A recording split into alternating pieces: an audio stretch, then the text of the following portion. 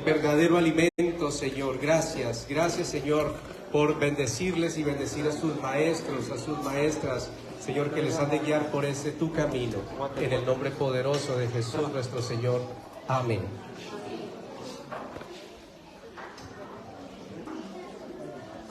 Sí. ¿Usted ya saludó a su hermano? ¿Ya saludó a su compañero? ¿Ya saludó a aquella persona que usted no conoce? Por favor, no deje de hacerlo. Por favor, no deje de hacerlo. Salúdele, por favor.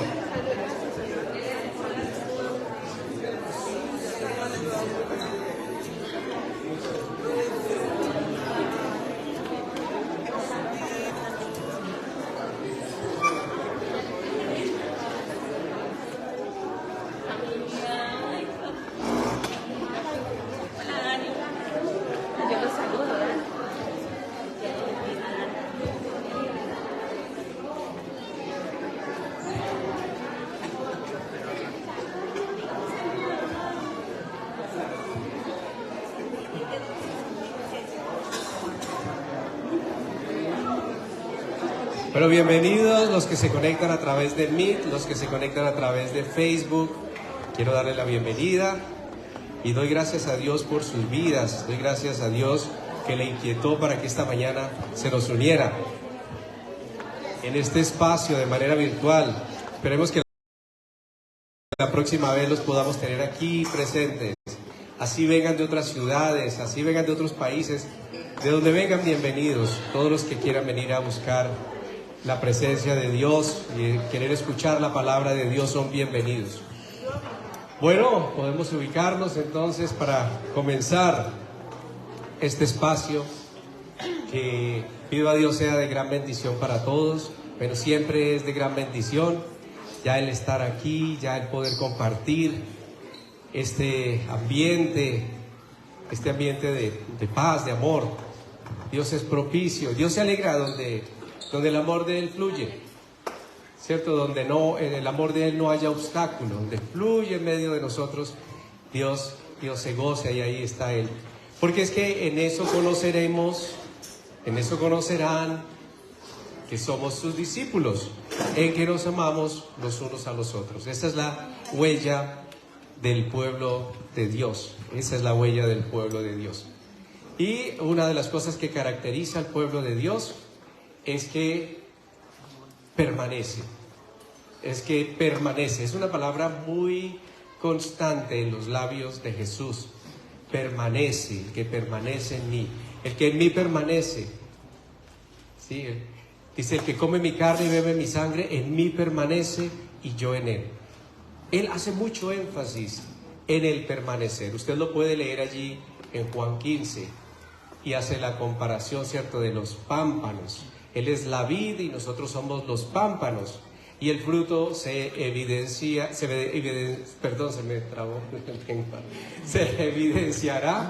cuando estamos pegados a la vid.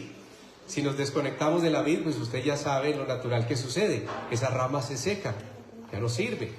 Y a veces usted encuentra ramas con fruticos por ahí y ya están maduros ahí, pero usted no toma ese fruto porque no es atractivo, no es agradable y seguramente no es bueno para su salud.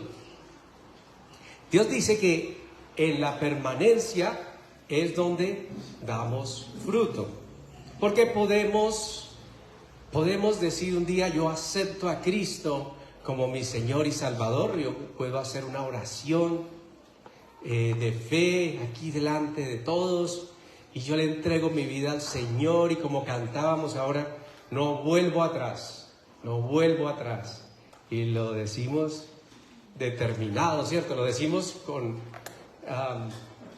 confianza, mejor dicho, con una certeza que no nos la quita nadie.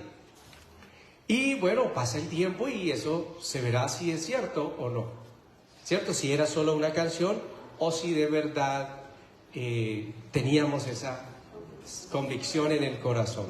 Sí. Se necesita la gracia de Dios para permanecer. Se necesita determinación en el corazón para permanecer.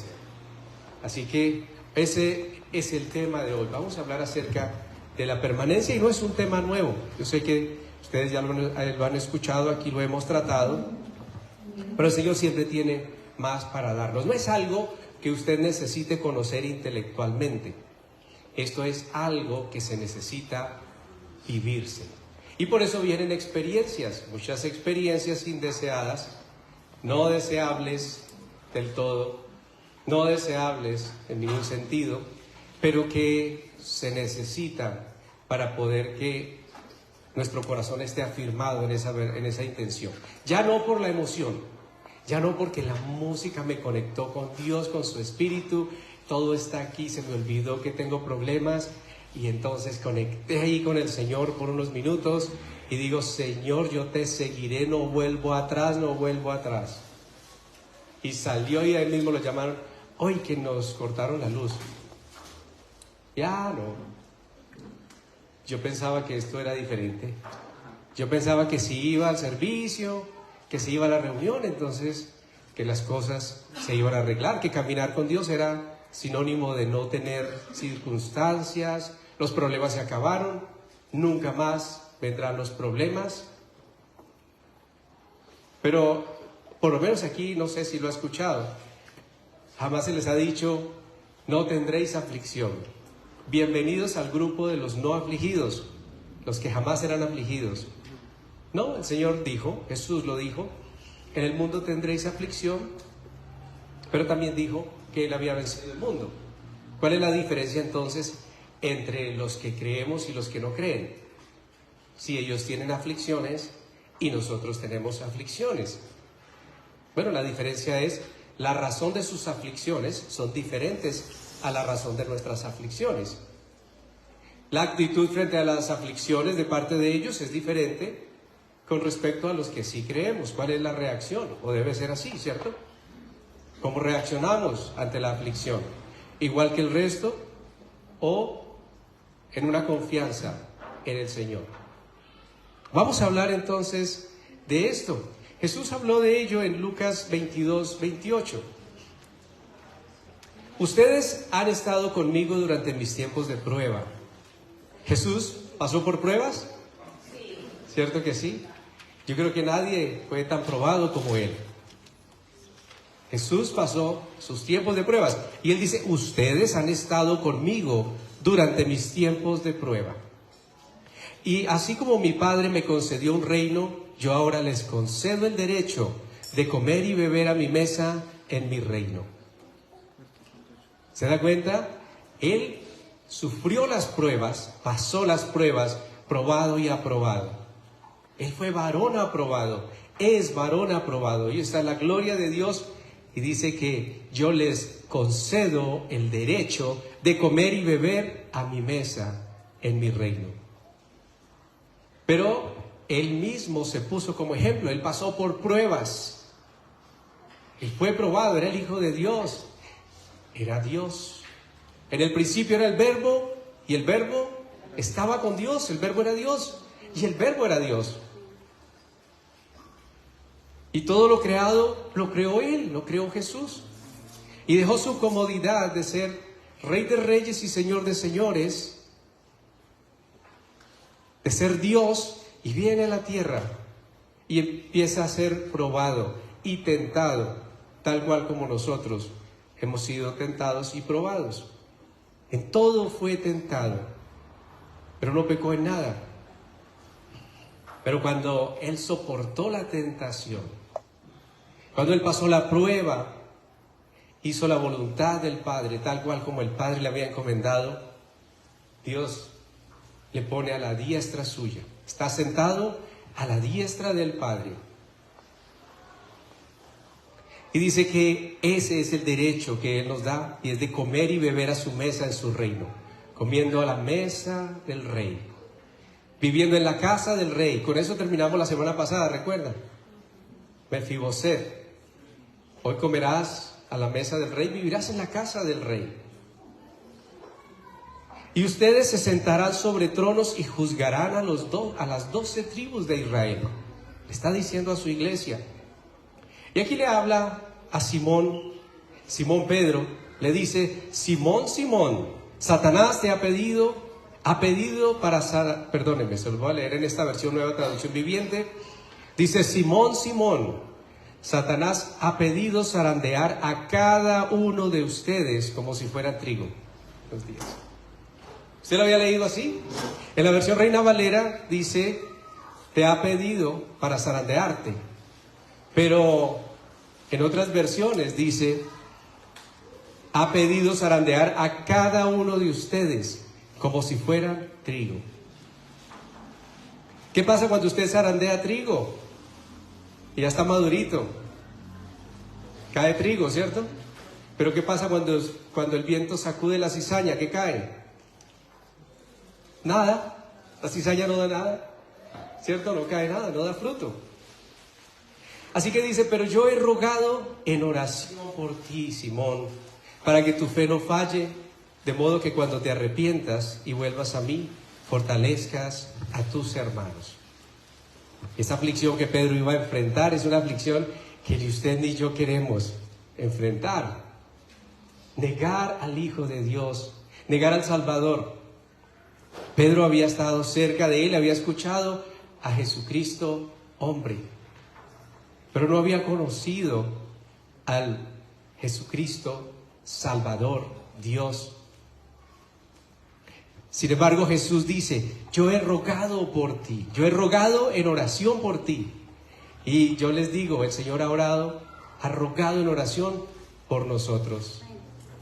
Nosotros somos ese Pedro, y los discípulos, y nosotros somos esos discípulos que sabemos, somos probados, somos afligidos, como el trigo es zarandeado, lo hemos sido de una u otra manera.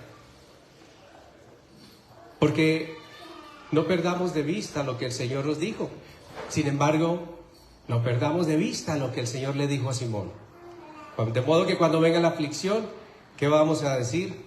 Ahí el Señor ya rogó por mí. Y el Señor no me va a dejar desfallecer.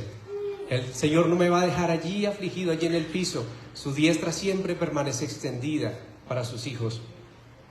Y Él rogó para que su fe no fallara.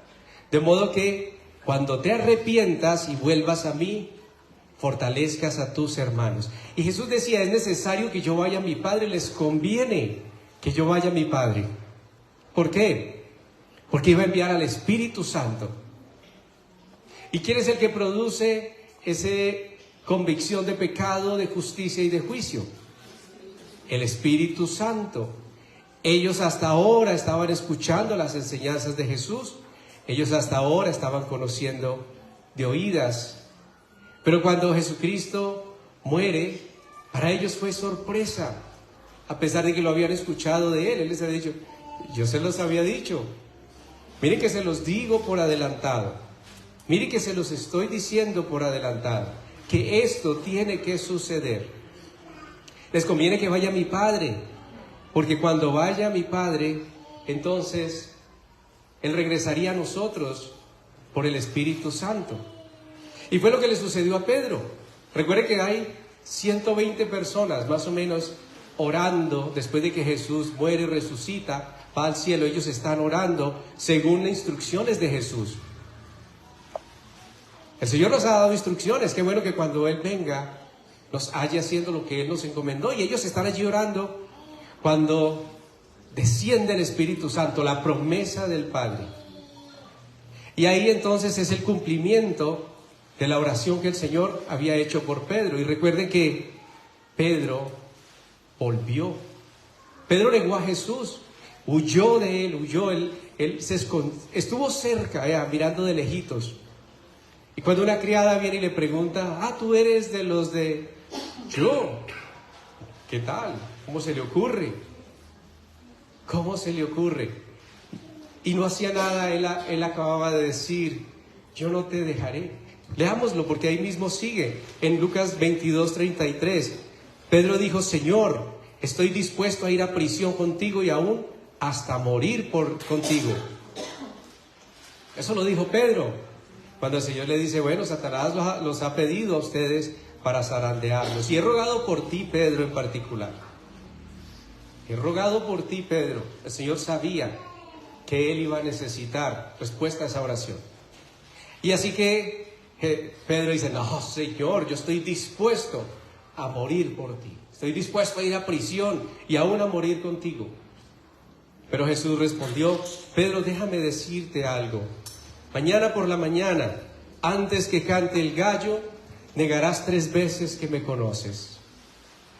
Entonces Jesús le preguntó, cuando los envié a predicar la buena nueva y no tenían dinero, ni bolso de viaje, ni otro par de sandalias, ¿les faltó algo? No, respondieron ellos. Fíjese en el contexto de que Dios le está diciendo, tú me vas a negar.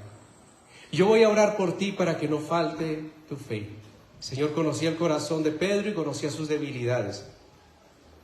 Y en ese contexto les dice, cuando yo los envié a predicar las buenas nuevas, el Evangelio, Él les dijo que no llevaran nada, no llevaran ni alforja, ni dinero, ni nada. ¿Les faltó algo? No respondieron. No respondieron ellos. Y lo mismo yo les pido que atesoremos estas palabras, porque en otras ocasiones hemos sido afligidos en diferentes áreas. Hemos sido afligidos en lo económico y ¿les faltó algo? No, yo sé que no, lo puedo decir tranquilamente. Estoy hablando de aquellos que pusieron su confianza en el Señor en esos momentos. De aquellos que, a pesar de su situación, dijeron, el Señor es provisión para mí. Obvio, en otro tiempo a mí me faltó muchas cosas, pero yo nunca levanté mi voz para agradecerle a Dios cuando tuve. Pero sí tiene uno corazón para decir, ¿dónde está Dios cuando uno no tiene? Cuando tiene no se acuerda y cuando no tiene, entonces se acuerda solo para renegar de Él. Ahora les pregunto, si ustedes ya en Cristo, cuando Dios les envió a algo, a hacer algo, Dios les encomendó una misión, o aún en sus propios hogares, aún sin dinero, aún sin trabajo, ¿les faltó algo? No, estoy seguro que no. Que de una u otra forma Dios suplió su necesidad. Que muchas veces pensábamos que nuestra necesidad era dinero y resulta que no lo era. Y a través de circunstancias Dios nos probó que dinero no era el problema. El problema era algo más de fondo. Aquí les está diciendo, y nos está diciendo más bien, he orado por ustedes para que cuando venga la aflicción, su fe no falte. Judas estuvo en una posición diferente. Pedro volvió.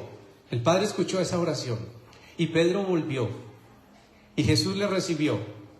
Y fue el primero que corrió y el que corrió con más fuerza a la tumba cuando supo que había resucitado, cuando lo escuchó. Fue el primero que llegó allá. Pedro corrió más rápido. Y cuando vino el Espíritu Santo sobre los que estaban orando y esperando la promesa del Padre, fue el primero que predicó. Y ese día, ese mismo día, se bautizaron más de 3,000 personas en un solo día, en una sola predicación. Más de 3,000 personas. Vemos un Pedro nuevo, vemos la respuesta del Padre a la oración de Jesús. He orado para que tu fe no falte. He orado para que la fe de ninguno en este lugar, oro para que no falte la fe de ninguno de nosotros. Porque con frecuencia vemos personas encendidas en fuego, encendidas. Personas de fuego, uno dice, wow, qué tremendo, uy, qué bueno tener un poquito de ese fuego. Y me llegaba al pensamiento esta imagen. Usted ha encendido un periódico. ¿Qué tal si apagáramos la luz aquí y encendiéramos una hoja de periódico? Esto se iluminaría, ¿cierto?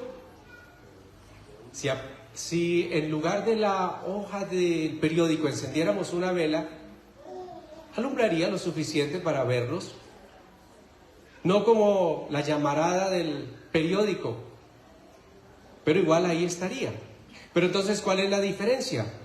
El periódico se consumió en segundos y la vela permaneció toda la noche encendida.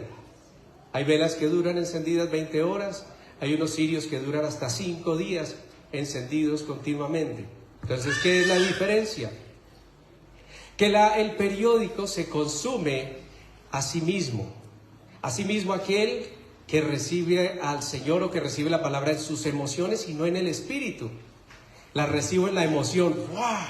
¡Tremendo! ¡Gloria a Dios! ¡Qué bien! Salgo y resulta que eran mis emociones y tan pronto viene la circunstancia, esta circunstancia inesperada, entonces el fuego se apagó, porque era yo el que estaba encendido. Pero el velón tiene parafina y él está ahí, se está alimentando el fuego todo el tiempo de esa parafina. Entonces la mecha permanece y no se consume como lo haría un trozo de papel. Entonces, ¿cuál es la invitación del Señor? ¿Cuál es la invitación? La invitación es, ¿qué queremos ser? ¿Fuego por un momento? ¿O la llamita ahí pero constante? Alumbrando toda la noche, ¿cierto? Porque mientras estemos aquí en la tierra, dice que tinieblas cubrirán la tierra, pero sobre nosotros resplandecerá el Señor. Es un tiempo de oscuridad y yo creo que nadie podría negar la oscuridad tan terrible, las densas tinieblas que se ciernen sobre la tierra en este tiempo. Aún no creyentes dan testimonio de cómo las tinieblas están cubriendo la tierra. Por eso nosotros, más que buscar esa llamarada, busquemos que la vela esté encendida todo el tiempo, que no le falte aceite a las lámparas. Esas lámparas que son de aceite están encendidas no por la mecha, están encendidas por el aceite. Que tengan suficiente aceite todo el tiempo, para que no digamos, Señor, no vuelvo atrás, una llamarada, emociones, sensaciones, y cuando ya no siento cosas, entonces ahora ya me vuelvo atrás. No funciona así. Esteban fue apedreado. ¿Ustedes recuerdan la historia? Esteban fue apedreado. Era un hombre, sí, era un hombre de fuego, pero era un hombre de fuego permanente, era una antorcha. Y él tenía combustible, bastante aceite tenía en sí mismo. Y lo vemos allí cuando está él siendo apedreado. Y se los pongo como ejemplo porque no negó a Cristo aún cuando estaba en medio de una situación de peligro. Él sabía lo que acarrearía lo que él estaba diciendo. Él les estaba diciendo la verdad sobre Jesús y la verdad sobre ellos. Les estaba hablando sobre su pecado, pero les estaba hablando también de Jesús como Salvador. Y él sabía lo que iba a pasar. Ellos se llenaron de ira, estaban oprimidos, estaban endemoniados.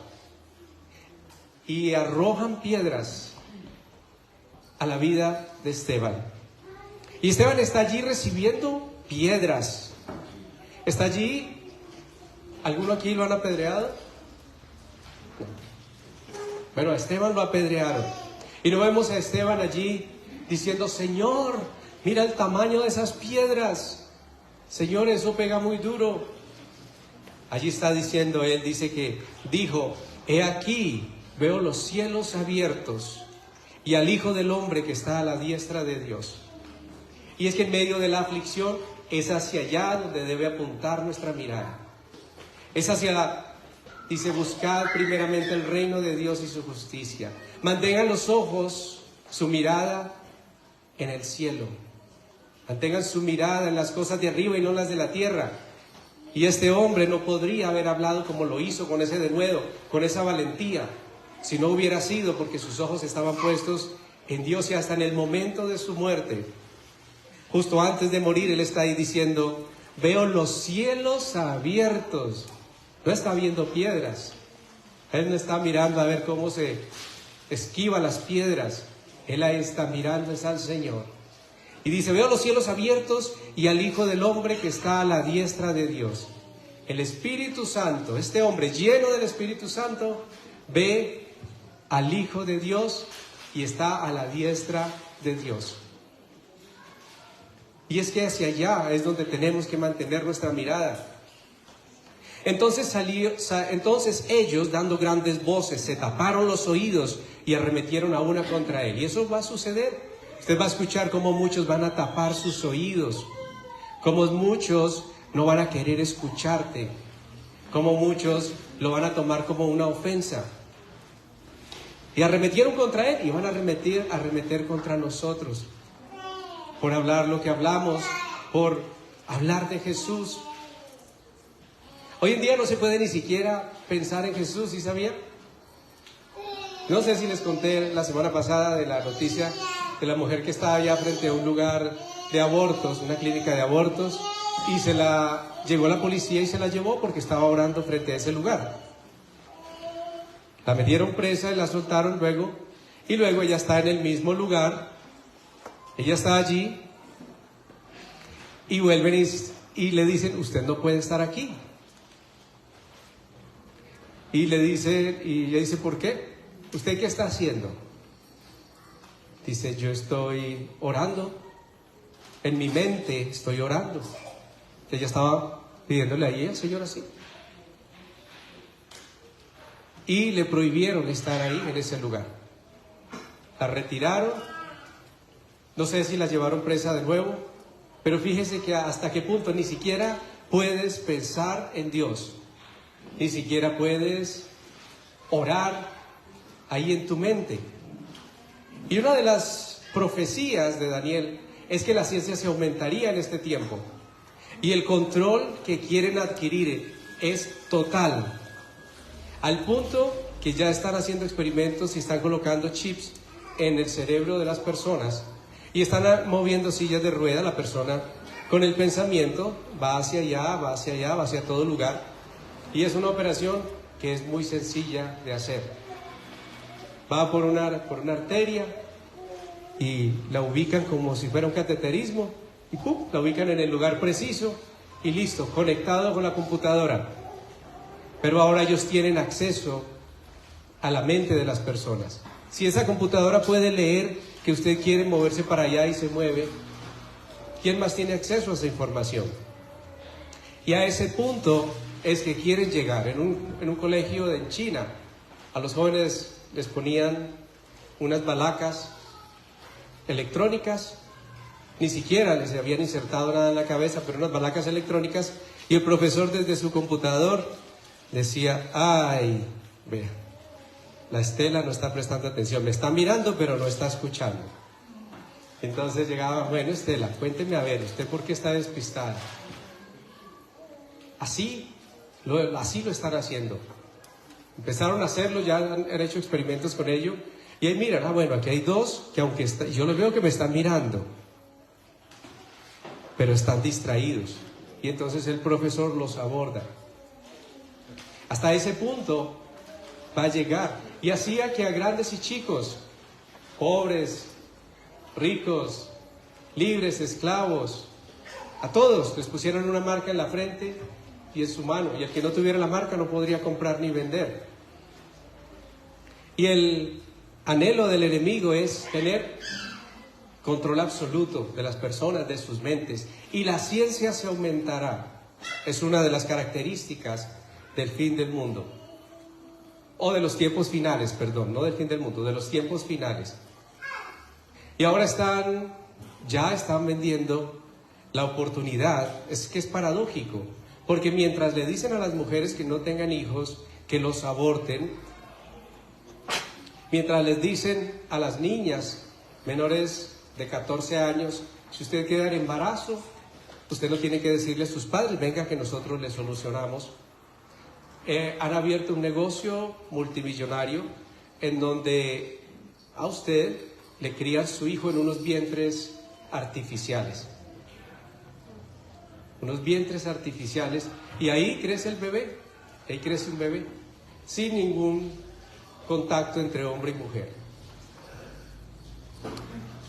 Pero entonces seguimos aquí con la historia de Esteban. Ellos se taparon los oídos y arremetieron contra él, y echándole fuera de la ciudad le apedrearon, y los testigos pusieron sus ropas a los pies de un joven que se llamaba Saulo. Y apedreaban a Esteban mientras él invocaba y decía, Señor Jesús, recibe mi espíritu. Puestos los ojos en Jesús y puesto de rodillas, clamó a gran voz, Señor, no les tomes en cuenta este pecado. Y habiéndolo dicho, durmió. ¿Dónde están los ojos del pueblo de Dios puestos? ¿Dónde están puestos nuestros ojos? ¿En las aflicciones temporales? ¿En los deleites temporales? ¿En qué están puestos nuestros ojos? Dios ciertamente escuchó la oración de Pedro. Pedro, luego lo vemos, dispuesto a entregar su vida de verdad. Ahora ya lleno del Espíritu Santo, él mantuvo luego su mirada, después de que recibió el Espíritu Santo, mantuvo su mirada puesta en Dios y ahora sí estuvo de verdad dispuesto a dar su vida por Jesús. Y no se consideró digno de siquiera ser crucificado como Jesús. Dijo, se dice que lo invirtieron, pidió que lo invirtieran, que no era digno de morir como el Señor. ¿A qué estamos dispuestos? Y se los digo en el contexto de que la persecución se acerca, de que el tiempo de la persecución para el pueblo de Dios no se acerca, ya empezó.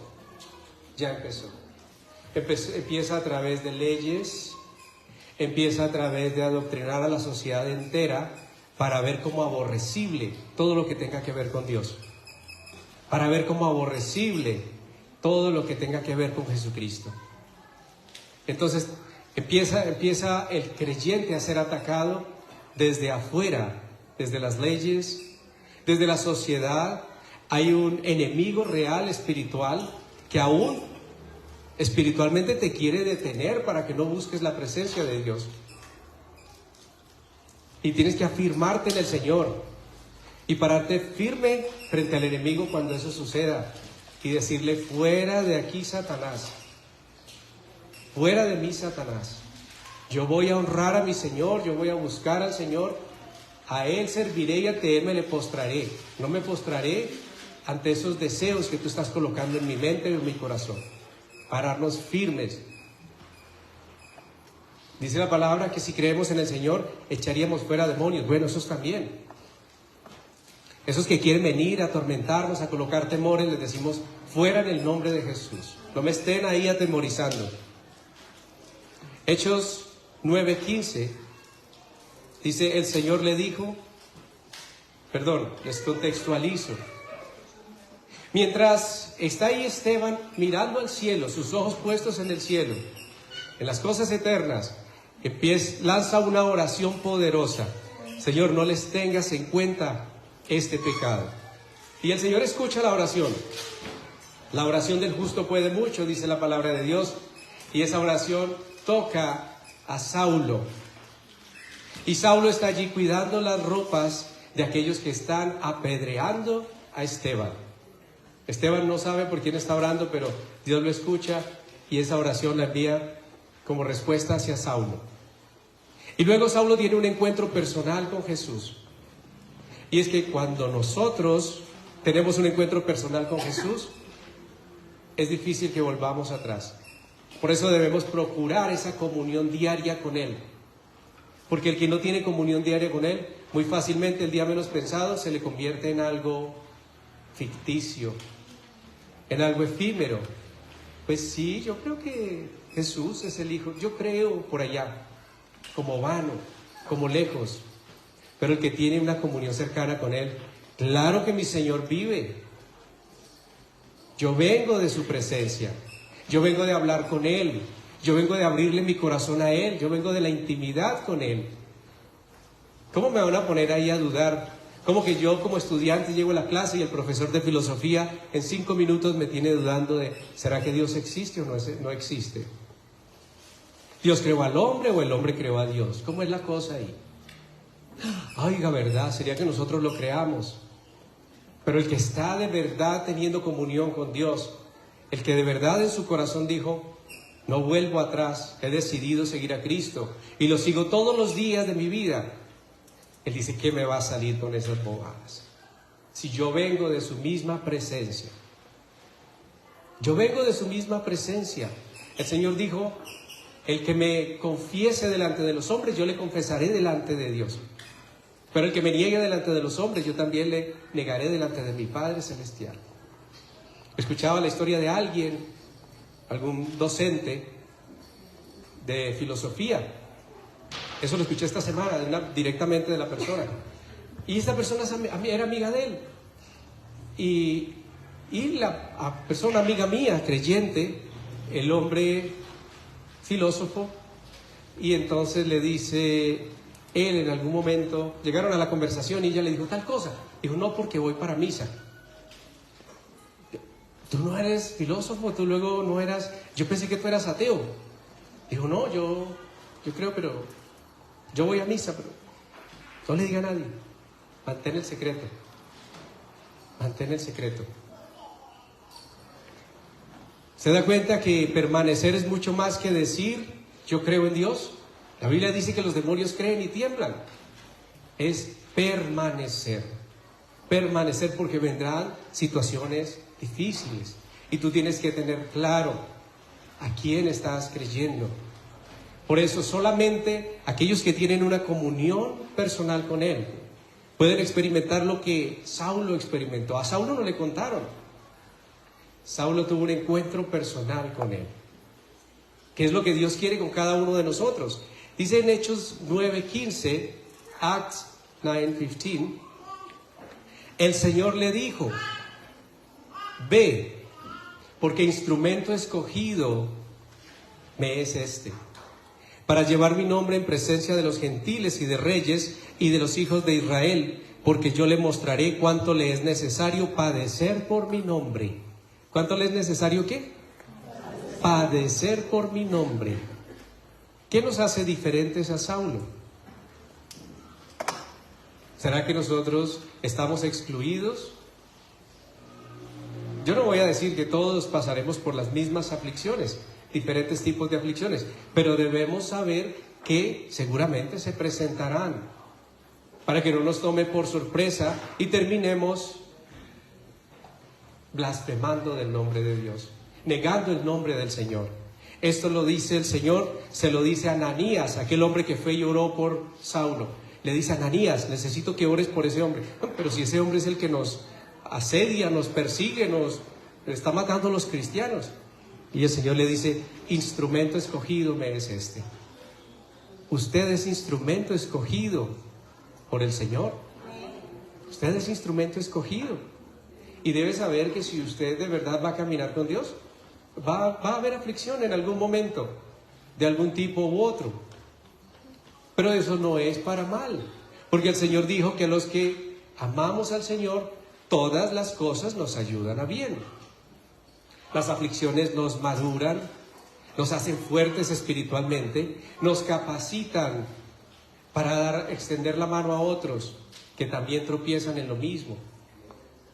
Otras personas que también experimentan las mismas aflicciones van a ser consoladas por el Señor a través de nosotros con las mismas consolaciones que nosotros recibimos cuando somos afligidos. Pero es muy fácil uno decirle al otro, ay, cuando no conocemos de verdad lo que eso significa. En Hechos 8:1 nos regresa al momento cuando Saulo consentía con el homicidio de Esteban. Dice que Acts 8:1 dice, y Saulo consentía en la muerte de Esteban. En aquel día hubo una gran persecución contra la iglesia que estaba en Jerusalén, y todos fueron esparcidos por las tierras de Judea y de Samaria, salvo los apóstoles. Todos corrieron, pero los apóstoles permanecieron allí. Y hombres piadosos llevaron a enterrar a Esteban e hicieron gran llanto sobre él. Y Saulo asolaba la iglesia, y entrando casa por casa, arrastraba a hombres y mujeres y los entregaba a la cárcel. Y continúa, pero los que fueron esparcidos iban por todas partes anunciando el evangelio. De pronto dicen, ya no más, no se puede congregar en un espacio así. Prohibida toda congregación, prohibida toda reunión en la que se hable de Jesús. Entonces, ¿qué hacer? Ya se acabó, no más cristianismo, nos apartamos porque no hay nada. ¿No es que está prohibido? ¿Qué toca hacer? El Espíritu Santo mostrará qué. Y muchos se irán a otros lugares donde no haya tanta persecución, y allá irán con el evangelio. A otros Dios les dirá, te quedas aquí, te quedas aquí. Y entonces, si tú de verdad estás escuchando al Señor, te vas a quedar. Y puedes tener con qué irte para Estados Unidos porque es que ahora la guerra y todas aquellas cosas, la economía, el nuevo sistema, no sé qué, gobierno y todo el mundo muerto del miedo por el nuevo sistema y las cosas que se van a implementar, bueno, lo que sea. Entonces voy a hacer todas mis inversiones, me las voy a llevar para Estados Unidos, todo lo que tenga. Y entonces el Señor te dice, allá encontrarás la guerra de la cual huiste aquí. Allá te alcanzará, donde quiera que vayas te alcanzará. Pero si te quedas, yo te bendeciré. Eso se lo dirá a algunos, a otros les dirá, ve, allá te voy a usar. ¿Sí? Cada uno, Dios tiene un propósito con cada uno, y al que le diga, vete, pues te vas, ¿cierto? Pero no me voy porque el miedo me motive. Me voy porque el Señor me ha enviado. Me voy porque el Señor me lo ha dicho. Que el Nevado, mire cómo está la cuestión. Que el volcán. Es mejor irse uno a vivir a otro departamento. Bueno, si el Señor me tiene aquí hasta que Él diga, estaré aquí. Y esto me hace acordar del permanecer. Permanecer en su voluntad, permanecer en la fe, permanecer en confianza. El monte Vesubio destruyó a Pompeya, la ciudad. Y luego pasaron los años y los arqueólogos, estos hombres historiadores, visitaron el lugar y empezaron a encontrar cuerpos calcinados, empezaron a encontrar, había mucha muerte, pero les llamó la atención algo en particular, y es que habían 2 estatuas de roca en la entrada de la ciudad, con sus armas. Eran 2 centuriones que permanecieron allí a pesar de la erupción.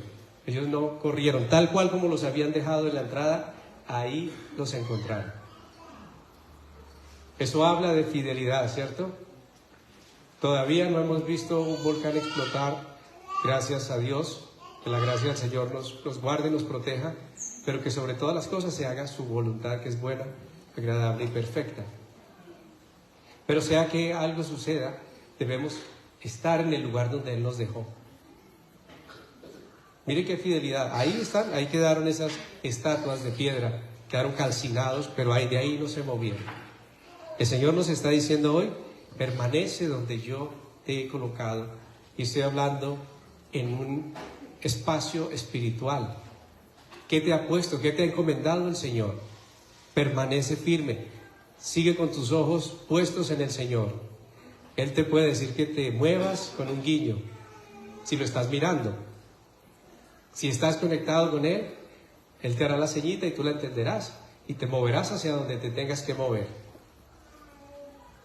¿Cómo mantenerse firme? ¿Cómo mantenerse firme? Recuerden que Pablo fue a Listra a predicar. Y estando en Listra le pasó lo mismo que a Esteban. Cuando él hablaba, esas palabras llegaban con poder, redarguyendo.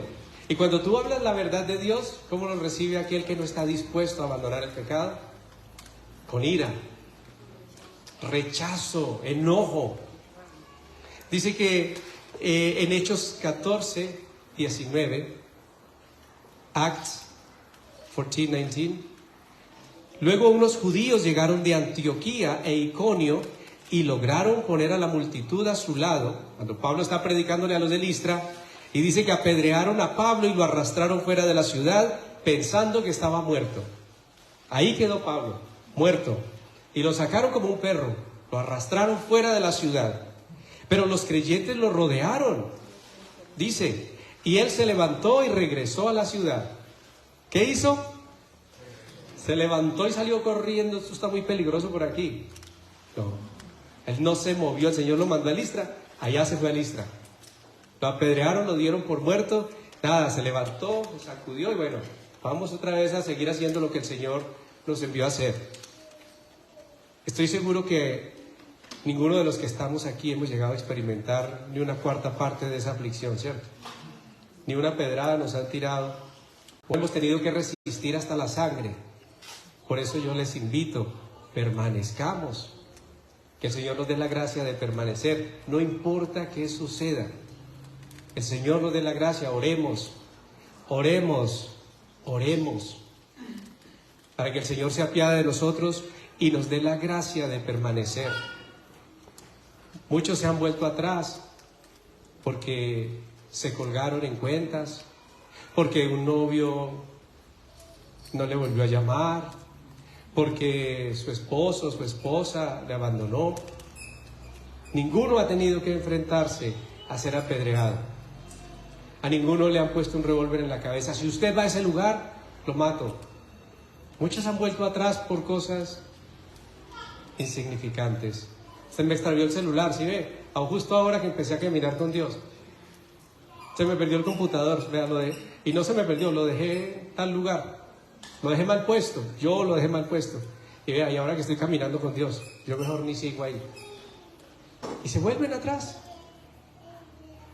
Imagínense cuando venga realmente la aflicción, la prueba que ha de venir sobre toda la tierra. ¿Cómo vamos a reaccionar?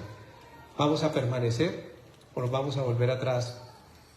Solamente cuando vean la noticia ya de que de aquí en adelante prohibido compartir el Evangelio, prohibido hablar de Cristo. Pero los creyentes lo rodearon y él se levantó y regresó a la ciudad. Al día siguiente salió junto con Bernabé hacia Derbe. No solamente terminó de predicar ahí, ahora vamos para Derbe. Después de predicar la buena noticia en Derbe y de hacer muchos discípulos, Pablo y Bernabé regresaron a Listra otra vez, Iconio y Antioquía de Pisidia. ¿Quién regresaría a Listra después de una de esas? ¿Cuántos? A ver, levanten las manos y que dijeran, ay, ¿cuándo será que vamos a volver a Listra? Allí fortalecieron a los creyentes, los animaron a continuar en la fe y les recordaron que debemos sufrir muchas privaciones para entrar en el reino de Dios. Mire, yo tengo esa convicción en el Espíritu que Dios nos está preparando para cosas grandes, maravillosas, pero fuertes también. Que el Señor está haciendo milagros, aquí nos regocijamos. Que podemos alabar en libertad, aquí nos regocijamos. Que hay persecución, también debemos regocijarnos. Que de pronto ya no hay milagros, Dios es el Dios de milagros. Y puede haber ríos de milagros, un mes y al mes siguiente, nada. Pero sigue siendo Dios, Él sigue siendo nuestro Señor, sigue siendo el Dios de nuestras almas. Por eso atesoremos lo que el Señor nos ha dado. Alimentémonos todos los días, meditemos en su palabra, oremos, hablemos con Él. El Señor habló de la semilla en Lucas 8:4, Luke 8:4. Cierto día Jesús contó una historia en forma de parábola a una gran multitud, y ellos venían de varias ciudades que se habían reunido para escucharlo. Y esta es la parábola que Él les contó. Él dice, un agricultor salió a sembrar. A medida que esparcía las semillas por el campo, algunas cayeron sobre el camino, donde las pisotearon y los pájaros se las comieron. Otras cayeron entre las rocas, comenzaron a crecer, pero la planta pronto se marchitó y murió por falta de humedad. Otras semillas cayeron entre espinos, los cuales crecieron junto con ellas y ahogaron los brotes. Pero otras semillas cayeron en tierra fértil. Estas semillas crecieron y produjeron una cosecha que fue 100 veces más numerosa de lo que se había sembrado. Después de haber dicho esto, exclamó, el que tenga oídos para oír, que escuche y entienda. Sus discípulos le preguntaron qué significaba esa parábola. Señor, ¿y eso qué quiere decir? ¿Y eso qué es? ¿Cómo así que la semilla? ¿Será que nos vamos a poner a sembrar ahora o que nos vamos a dedicar al campo? ¿Qué será? Y él les respondió, a ustedes que están aquí, se les permite entender los secretos del reino de Dios. A usted que está escuchando, el que tiene oídos para oír, oiga. A ustedes se les permite entender los secretos del reino de Dios, pero utilizo parábolas para enseñarles a los demás y para que se cumplan las escrituras. Cuando miren, no verán realmente, cuando oigan, no entenderán. Este es el significado de la parábola. La semilla es la palabra de Dios. ¿Usted recibió la palabra de Dios? ¿La ha recibido? Esa es la semilla. Dice, las semillas que cayeron en el camino representan a los que oyen el mensaje, pero viene el diablo y se los quita del corazón e impide que crean y sean salvos. Están donde, a la orilla del camino, y Satanás, por ahí pasa todo el mundo, por el camino pasa todo el mundo. Entonces pasó uno, se le llevó la semillita, luego otro y le dijo otra cosa diferente, se le robó otra, y así sucesivamente hasta que esa semilla simplemente no dio fruto. También dice, las semillas sobre la tierra rocosa representan a los que oyen el mensaje y lo reciben con alegría. ¡Gloria a Dios! Pero como no tienen raíces profundas, creen por un tiempo y luego se apartan cuando enfrentan la tentación. No hay raíces profundas, no hay intimidad con Dios, no va más allá, no lee las escrituras, solo cada 8 días que va a la congregación, ahí lo que alcanza, medio a recibir, medio a acordarse. El Señor le habla, no toma nota, no importa eso. Y ahí cuando se va, ay, ¿qué fue lo que el Señor dijo? ¿Qué fue lo que el Señor me habló? Hubo un momento donde el Señor habló algo que me llegó aquí, pero usted cree que me acuerdo. Cayó sobre una roca. Esa semilla se perdió. No tiene raíces profundas, no se va meditando en ello. Señor, ¿y eso cómo lo aplico a mi vida? Sí, es verdad. Ay, ya sé, me estás hablando es con respecto a aquello. Tengo que hacer un cambio en mi vida, un ajuste en esto. Y ya lo vamos a hacer, Señor. Voy a orar, voy a pedir tu dirección, tú me vas a dar la gracia, vas a disponer todo y empiezas a caminar en función de esa palabra que acabaste de escuchar. En ese caso, la semilla no cayó sobre la roca, sobre una piedra. Pero cuando cae sobre una piedra, nada, no pasa nada, una emoción. El alma se activa, se emociona, ¡wow! ¡Aleluya! Aquí levantamos brazos, cantamos, lloramos y salimos a seguir viviendo común y corriente. Pasan los años, ay, Héctor, ¿por qué será que yo siento que yo no crezco espiritualmente? Porque yo siento que yo no avanzo. Tú llegas a tu casa a meditar en la palabra, madrugas a buscar al Señor.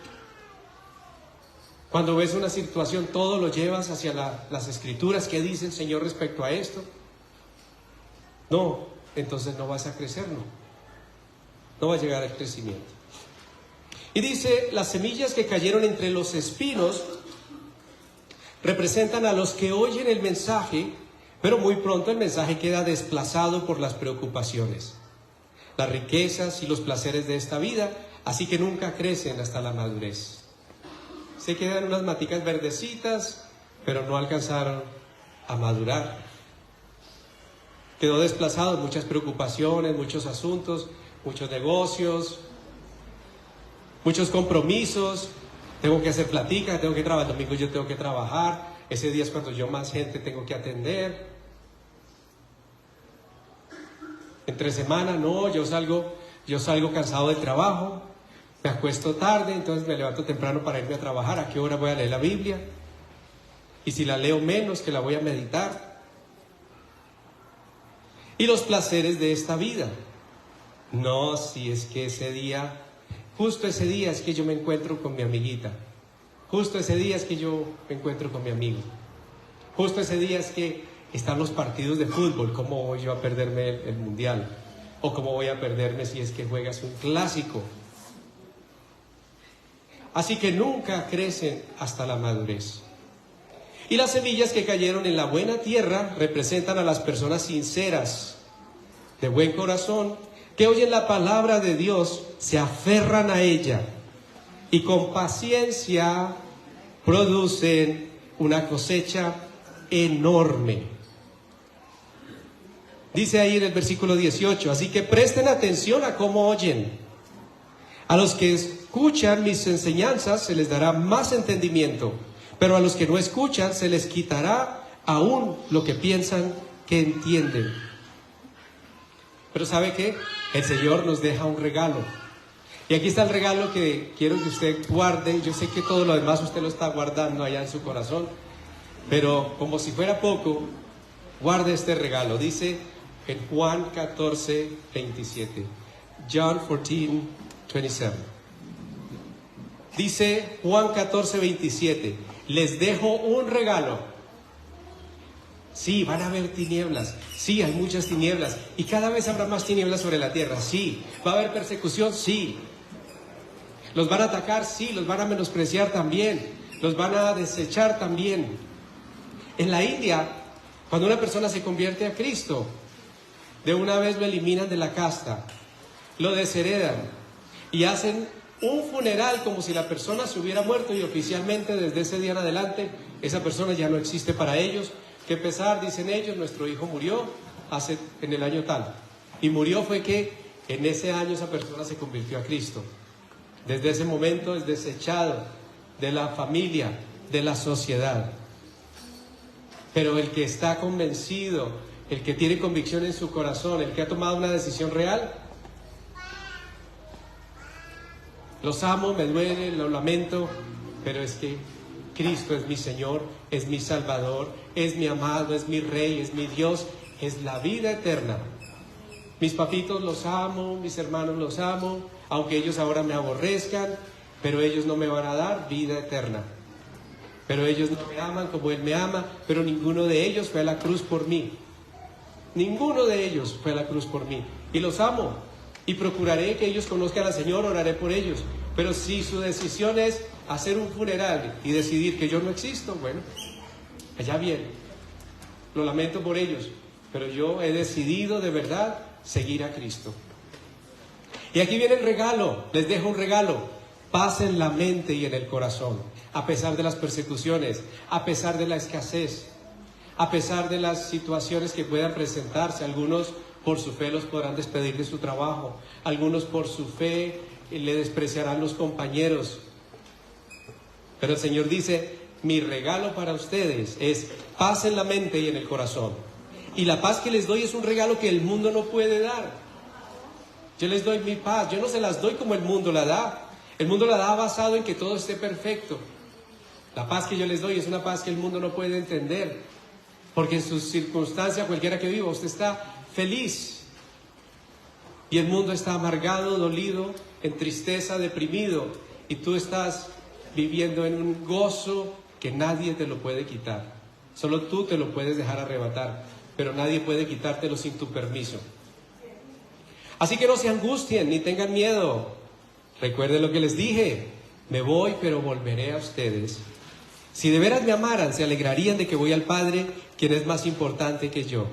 Les he dicho estas cosas antes de que sucedan, para que cuando sucedan ustedes crean. No me queda mucho tiempo para hablar con ustedes, porque se acerca el que gobierna este mundo. Él no tiene ningún poder sobre mí. Y ese gobierno es limitado. Es limitado sobre el mundo, no sobre los hijos de Dios, ¿sí? Sobre el mundo que no conoce a Cristo.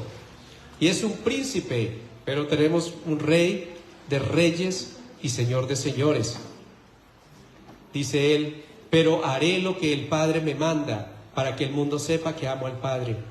Vamos, salgamos de aquí. Salgamos de aquí. Salgamos del mundo. Desamoldémonos del mundo. Eso no lo dijo Jesús, eso lo digo yo. Desamoldémonos del mundo. Salgamos del mundo, de todo aquello que nos quiere apartar de Dios. Ahora, no estoy diciendo dejemos los trabajos, dejemos de estudiar, no. Seamos esa sal para esos lugares y luz en esos lugares, pero no nos amoldemos a sus costumbres. Salgámonos de las costumbres del mundo que traíamos. Eso ya es cosa del pasado. Mateo 24:4 dice, Jesús les dijo, no dejen que nadie los engañe. Yo se los digo en el nombre de Jesús, no dejen que nadie los engañe, porque muchos vendrán en mi nombre y afirmarán, yo soy el Mesías. Engañarán a muchos y ustedes oirán de guerras y de amenazas de guerra, rumores de guerras.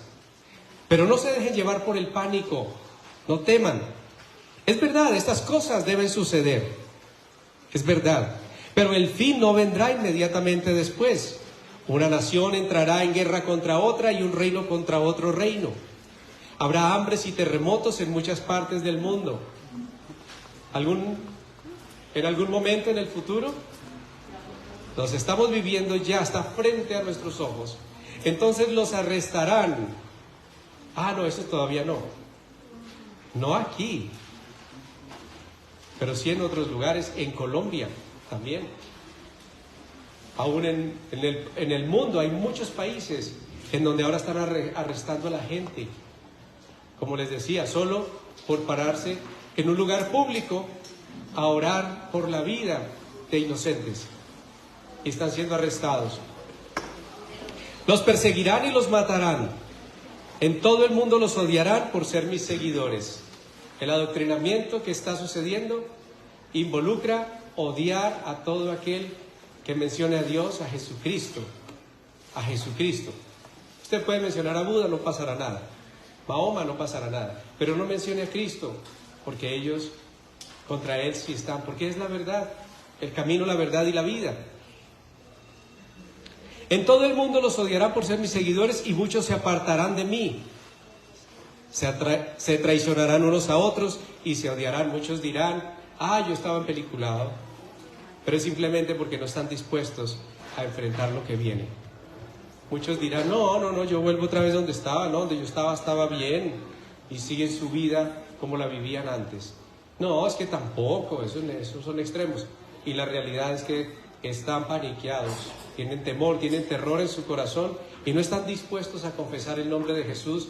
Si eso involucra que pierdan derechos, si eso involucra perder ciertas comodidades materiales. Y aparecerán muchos falsos profetas y engañarán a mucha gente. Abundará el pecado por todas partes y el amor de muchos se enfriará. ¿Cuándo se había visto 73 millones de abortos en un solo año en el mundo? ¿No se está cumpliendo esa palabra? El amor de muchos se enfriará. Si hay un instinto o un amor que Dios puso firme en el corazón del ser humano, fue el amor por los hijos y especialmente las madres. Y ahora son los padres los que se están haciendo, en muchas ocasiones, son hombres los que se están haciendo cargo de los niños. Porque las mujeres han corrido tras los placeres y dicen, no, mis niños son un estorbo, quédese con su papá. Lo hemos visto. ¿No es eso un enfriamiento del amor por causa del pecado y el amor de muchos se enfriará? Si eso no es como lo más evidente. El amor de una madre siempre fue el referente para la sociedad. Es que no hay amor como... Los mismos hombres decían, Dios y madre, porque la madre jamás abandonaría a su hijo. La misma palabra lo dice, abandonará a la mujer lo que dio a luz. Cuanto menos yo los abandonaré. La mujer era el referente, pero por causa del enfriamiento, por causa de la maldad, el amor de muchos se enfriaría. Ahora, no es para culpar a los que lo hicieron. Nosotros hicimos estas cosas antes cuando no conocíamos a Cristo, pero ya fuimos redimidos de ellos. Sí, yo quiero que me entienda bien. Eso fue cosa del pasado. Ahora en Cristo somos nuevas criaturas. Eso quedó en el pasado, el Señor lo perdonó, eso quedó en la cruz. Pero estamos hablando de una situación mundial que está teniendo lugar. Claro, andábamos en tinieblas y estas cosas hacíamos, pero no se movía en la generalidad en la que hoy se mueve. Porque la señal hoy en día es muy clara. Dios les dará las palabras, dice, cuando los arreste, pero el que se mantenga firme hasta el fin será salvo. ¿Cuál es la clave? El que permanezca firme hasta el fin será salvo. Mantente firme. Ora, medita en la palabra, congrégate, busca la presencia de Dios. No te aventures a decirle, Señor, yo nunca te abandonaré. Aquí lo declaramos por fe. Aquí lo cantamos, Señor, no vuelvo atrás. Más bien roguémosle, Señor, guárdame de volver atrás. Ni yo me conozco. Yo hoy puedo tener mucho deseo de permanecer, pero ni yo mismo me conozco. Yo no sé cómo reaccionaría yo si alguien entrara con un arma por aquí y me dijera, nieguen a Cristo, y la pusiera aquí en mi cabeza. Yo no sé cómo reaccionaría. Por eso como Esteban, manteniendo los ojos puestos en el Señor. Manteniendo los ojos puestos en el Señor. Este es un camino de no volver atrás. Dice que el que una vez puesta la mano sobre el arado, mira hacia atrás, dice no es digno de mí. El que una vez puesta la mano en el arado mira hacia atrás, no es digno de mí. ¿Cuántos están dispuestos y se van a apoyar en la gracia de Dios para eso? El Señor nos lo está diciendo por adelantado, para que después no nos lleguen las situaciones y digamos, yo no sabía. No, el Señor nos está diciendo, sí, va a haber aflicción, pero yo estoy con ustedes. Yo les voy a dar paz, los voy a consolar, los voy a levantar. No tengan temor. Cuando estas cosas empiezan a suceder, prepárense porque ya su redención está cerca. Es lo que dijo el Señor. O sea que nuestra redención está muy cerca. Muy cerca. ¿Y el Señor venció? ¿En dónde venció? En el Calvario, en la cruz del Calvario. El Señor venció. Nos dio la victoria sobre nuestros enemigos, sobre nuestros temores, sobre el pecado. Es la fe en Cristo la que ha vencido al mundo. Mantengámonos firmes pues en la fe en el Señor.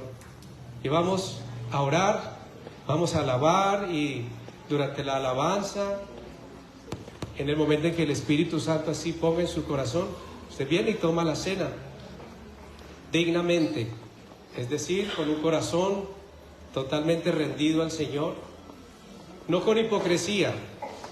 Hipocresía es, yo estoy en adulterio y paso como si nada. No, estoy en fornicación, estoy viviendo en unión libre, lo que sea.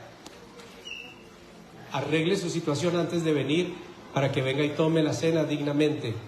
La Biblia dice que muchos están enfermos por causa de tomar la cena indignamente, y aún muchos duermen, muchos han muerto por ello. ¿Sí? El Señor ha abierto una puerta delante de nosotros, la cual nadie puede cerrar. Y ha cerrado puertas de atrás, las cuales nadie puede abrir. Pero caminemos en seriedad con el Señor. Tomémoslo en serio. Gocémonos, alegrémonos, deleitémonos, alabémosle con júbilo, vivamos alegres, regocijémonos en Él. Pero respetemos lo que Él ha establecido. Respetemos, mantengamos una relación íntima con Él, basada en la transparencia, en la honestidad. Lo que yo más aprecio en mi relación con mis hijos es que ellos sean sinceros conmigo. Es que ellos me digan la verdad. Si se equivocaron, papá, me equivoqué. Está bien, hijito. Vale, vamos adelante, yo te voy a ayudar para que esto no suceda. Pero cuánta ira produce cuando tú, sabiendo lo que tus hijos han hecho y que no han obrado bien, y ellos dicen, ah, no, pero es que fue que tú,